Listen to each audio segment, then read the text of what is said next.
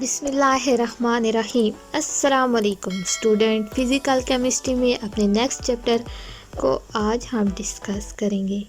जो हमारा पहले वाला चैप्टर था उसको हमने कंप्लीट कर लिया था। जो हमारा आज का न्यू चैप्टर है वो है स्ट्रक्चर ऑफ एटम, कि एटम का स्ट्रक्चर कैसा होता है। जब भी बात होती है केमिस्ट्री की तो सबसे ज़्यादा जिस चीज़ का ज़िक्र आता है वो होता है एटम।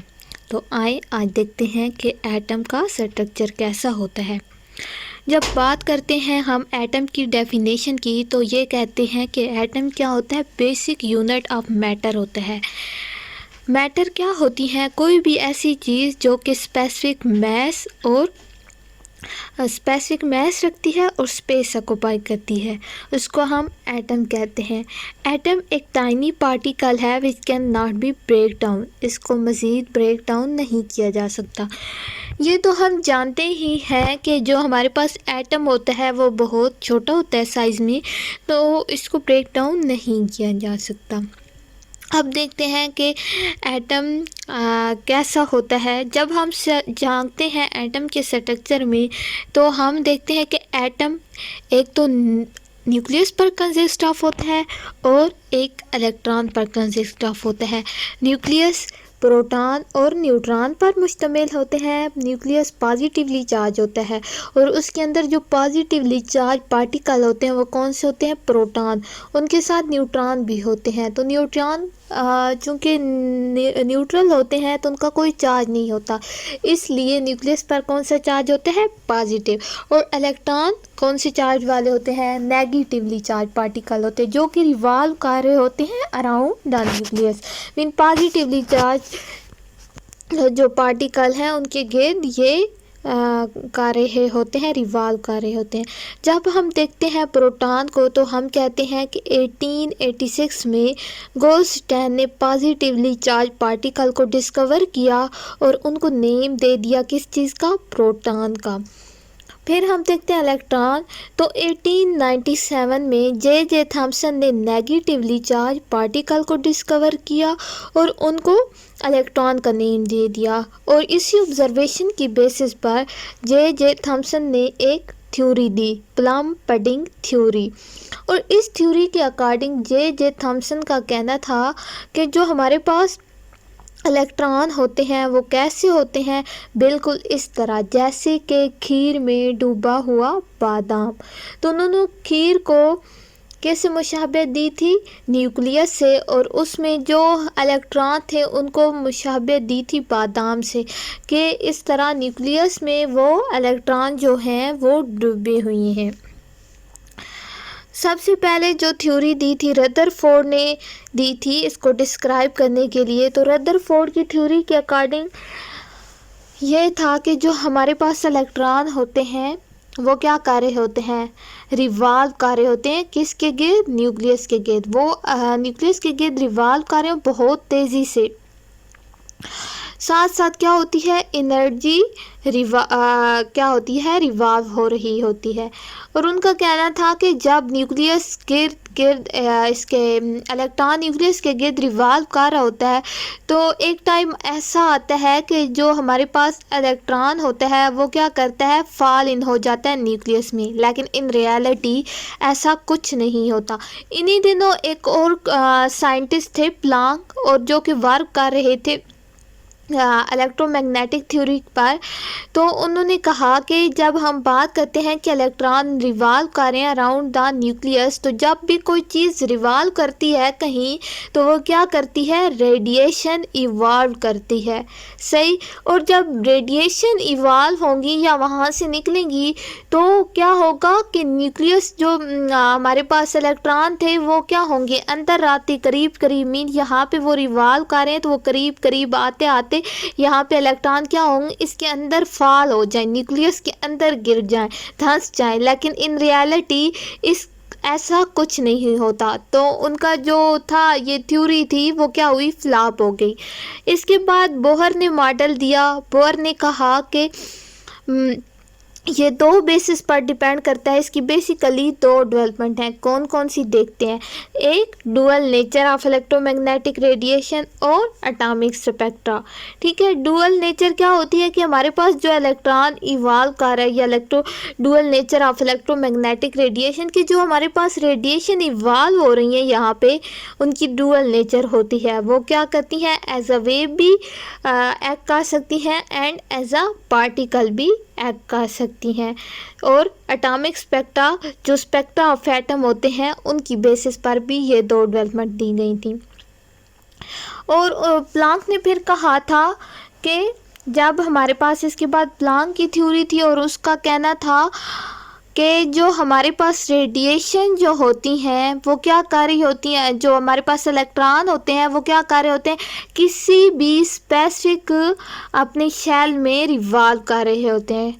और जब वो हायर शेल से लोअर शेल में जाते हैं तो क्या करते हैं, रेडिएशन इवाल्व कर देते हैं। यहाँ से एनर्जी क्या होती है, फिर खारिज होती है। लेकिन अगर वो लोअर से हायर में जाएं तो फिर क्या होती है, एनर्जी अब्जॉर्ब होती है। ठीक है, मीन यहाँ ये वाला जो है KLM, जो सबसे करीब वाला शेल है वो कौन सा है, K, फिर L है, फिर M है। अगर K से इलेक्ट्रॉन L में जाएंगे तो वो क्या करेंगे, लोअर से हायर वाले में जा रहे हैं तो यहाँ पे वो क्या करेंगे, एनर्जी अब्जॉर्ब करेंगे।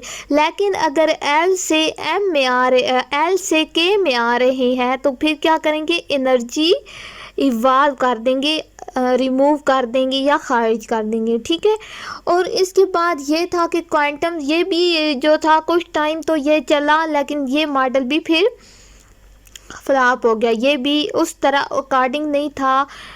तो इसके बाद जो हमारे पास थ्योरी जो एक्सेप्ट हुई थी वो क्वांटम थ्योरी थी, और उस थ्योरी के अकॉर्डिंग ये था कि जो एनर्जी एब्जॉर्ब होती है या इवाल्व होती है, ये delta energy is equal to HV। तो जो एनर्जी अब्जॉर्ब होती है या रिवॉल्व होती है या रिलीज़ होती है वो क्या होती है, in the form of quanta होती है, कि एक क्वांटम की फॉर्म में वो एनर्जी अब्जॉर्ब या इवॉल्व होती है। सही है, ये तो था बेसिक जो मैंने आपको बताया एटम के स्ट्रक्चर के बारे में। जो हमारा टॉपिक है हमारे सिलेबस में वो क्या है, डी ब्रागली इक्वेशन। ठीक है, तो डी ब्रागली इक्वेशन में सबसे पहले क्या कहते हैं या किस बेसिस पे ये इक्वेशन दी गई, चले देखते हैं। दो बेसिस पे ये इक्वेशन दी गई, क्या, वेव नेचर ऑफ मैटर पर, मैस ऑफ फोटॉन पर। ठीक है, कि वेव की नेचर कौन सी है। लेट्स सपोज क्या हमने अभी बात की थी कुछ देर पहले कि डुअल नेचर क्या होती है मैटर की, या उनकी इलेक्ट्रोमैग्नेटिक रेडिएशन की, वो एज अ पार्टिकल भी कर सकती हैं और एज अ वेव भी कर सकती हैं। और दूसरा मैस ऑफ फोटॉन है कि किसी भी फोटॉन का या जो हमारे पास होता है उसका मैस कितना होता है। इसमें हम देखते हैं कि हमारे पास दो इक्वेशन को हम करते हैं, इन दोनों इक्वेशन को कंपेयर करके हमने डी ब्रागली इक्वेशन ली। सबसे पहले हमने यूज़ किए आइंस्टाइन इक्वेशन को, तो आइंस्टाइन के अकॉर्डिंग एनर्जी क्या होती है, mc² के इक्वल होती है। ये हमारे पास हो गई इक्वेशन 1। और प्लांक इक्वेशन क्या थी, प्लांक का कहना था कि E is equal to hc divided by lambda. तो ये हमारे पास हो गई इक्वेशन 2।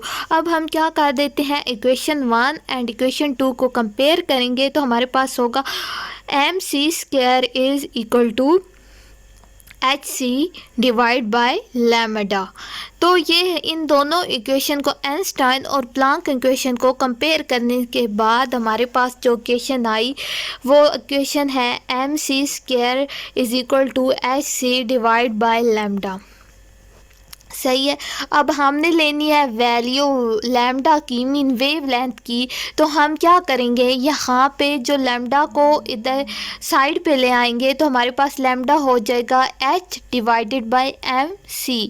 सही है, ये हमारे पास यहाँ पे जो c है ये वाला mc² है, तो एक c सी के साथ कैंसिल हो जाएगा। सही, तो ये लैम्डा इधर और ये यहाँ पे डिवाइड में आ रहा है तो इधर मल्टीप्लाई में आ जाएगा, साइड पे हम ले लेंगे और एम सी यहाँ पर डिवाइड में आ जाएगा। तो लैम्डा इक्वल होगा h divided by m c. यहाँ पे सी हमारे पास जो है वो वेलोसिटी है, किसकी वेलोसिटी हमारे पास सी होती है, इसकी स्पीड ऑफ लाइट होती है। तो हम यहाँ की क्या कर लेंगे, इस v पुट कर लेंगे। तो हमारे पास लैम्डा इक्वल हो जाएगा h divided by m v. यहाँ पे v को वेलोसिटी लेते हैं। वेलोसिटी किसी भी पार्टिकल की हो सकती है, वो इलेक्ट्रॉन हो सकता है, प्रोटॉन हो सकता है या कुछ भी हो सकता है। फिर हम कहते हैं कि जो हमारे पास एम वी होता है वो किसकी इक्वल होता है, मोमेंटम। ये एंड पे मैंने लिखा है p m v is equal to p. P होता है मोमेंटम। तो जब हम मैस और वेलोसिटी को मल्टीप्लाई करेंगे तो वो मोमेंटम की इक्वल होंगी। तो ये वैल्यू हम यहाँ पर पुट करते हैं और लैम्डा इक्वल हो जाएगा एच डिवाइडेड बाई पी।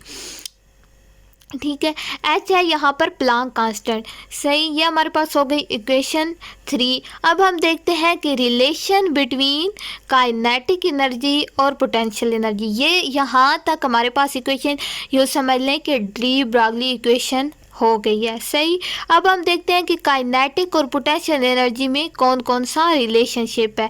तो हम कहते हैं कि जो हमारे पास एनर्जी होती है काइनेटिक, वो हाफ एम वी स्क्वायर की इक्वल होती है।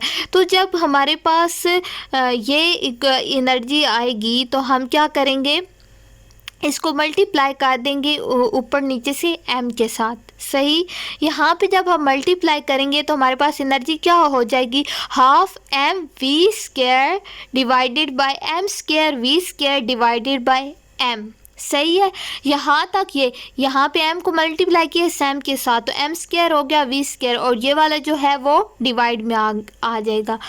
ये हुई इक्वेशन 4। सही, अब हमने बात की थी कि जो हमारे पास एम वी होता है वो किसकी इक्वल होता है, पी की इक्वल होता है, मीन मोमेंटम की इक्वल होता है। तो यहाँ पे हमने एम वी लिया है तो क्या हम इसे पी की इक्वल कर सकते हैं, एग्जैक्टली हम कर सकते हैं इसे p की इक्वल। तो हम क्या करेंगे, इसे p की इक्वल कर देंगे। और यहाँ पे हमारे पास दो दफ़ा है ना, m का भी स्क्वायर है, v का भी स्क्वायर है, तो हम क्या करेंगे, p का भी स्क्वायर ले लेंगे। तो जब हम p का स्क्वायर ले लेंगे तो m square v square p square के इक्वल हो जाएगा। अब हमारे पास जो इक्वेशन है 4 वाली, ये वाली equation E is equal to half m square v square divided by m. तो यहाँ पे हम वैल्यू पुट करेंगे इसकी, तो हमारे पास ये हो जाएगा energy is equal to half P square divided by m. ये हमारे पास इक्वेशन आ जाएगी। अब हम क्या करते हैं, हम देखते हैं कि जो पी स्क्वायर है, जो हमारे पास ये पी स्क्वायर है, उसको उसकी वैल्यू हम निकालना चाहते हैं। तो हम क्या करेंगे, यहाँ पे 2 और m दोनों डिवाइड में है ना, 1/2 है और m भी डिवाइड में है पी स्क्वायर, ये दोनों हम इधर ले आएंगे लेफ़्ट साइड पर। तो ये यहाँ पे आकर क्या हो जाएंगे, मल्टीप्लाई हो जाएंगे और ये मल्टीप्लाई हो जाएंगे तो हमारे पास क्या हो जाएगा, पी स्क्वायर क्या हो जाएगा 2me की इक्वल हो जाएगा। सही है, क्लियर हुआ यहाँ तक, यस। तो 2me की इक्वल हो जाएगा। अब हम चाहते हैं कि हम ना p को सिर्फ p की वैल्यू लें, ठीक है, हम p स्क्वायर नहीं लेना चाहते। तो क्या करेंगे, इसका अंडर रूट ले लेंगे, यहाँ पे ये कैंसिल हो जाएगा और फिर हमारे पास p की वैल्यू आ जाएगी अंडर रूट 2me। यहाँ तक तो क्लियर हुआ। अब यहाँ पे हमने मोमेंटम की वैल्यू ली थी। सही, अब मैंने आपको कहा था कि हमने अपनी इक्वेशन कहाँ पे, थर्ड वाली इक्वेशन पे मैंने कहा था यहाँ तक हम करते हैं। चलिए सपोज कर लेते हैं कि हमारे पास डी ब्रॉगली इक्वेशन है। अब जो हमने पी की वैल्यू ली है ना इस इक्वेशन में, यहाँ पे हम वैल्यू पुट करेंगे। जो हमने इक्वेशन 3 लिया है ना, lambda is equal to h divided by t, तो यहाँ पे हम जो p की वैल्यू निकाली है हमने वो पुट करनी है और हमने p की वैल्यू क्या ली है, 2m अंडर रूट 2me। तो हमारे पास थर्ड इक्वेशन थी lambda is equal to h P.